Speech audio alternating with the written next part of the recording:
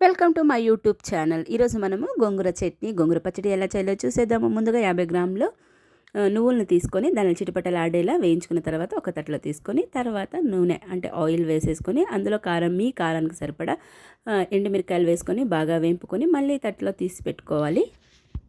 అదే ఆయిల్కి ఇప్పుడు మనము ధనియాలు 1 టేబుల్ స్పూన్ అంత ధనియాలు వేసుకుంటున్నాను. అలాగే కరివేపాకు వేసుకుంటున్నాను.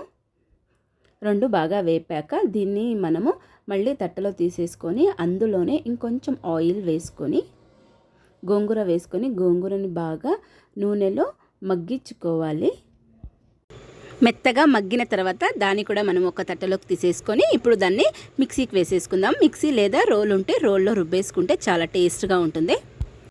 ముందుగా మిక్సీ జార్లో నువ్వులు, ధనియాలు, కరివేపాకు, ఎండుమిరకాయలు వేయించి పెట్టుకునేటివి మాత్రం వేసి ఫస్ట్ దాన్ని మాత్రం మిక్సీ పట్టేసుకున్న తర్వాత ఇప్పుడు అదే మిక్సీ జార్లో 1 టేబుల్ స్పూన్ అంత జీలకర్ర, ఇడిపించి పెట్టుకునే తెల్లగడ్డలు, ఒక పెద్ద సైజు గడ్డని ఇడిపించి పెట్టుకున్నాను. అలాగే రుచికి సరిపడా ఉప్పు వేసుకొని బరకగా మిక్సీ పట్టేసుకోవాలి.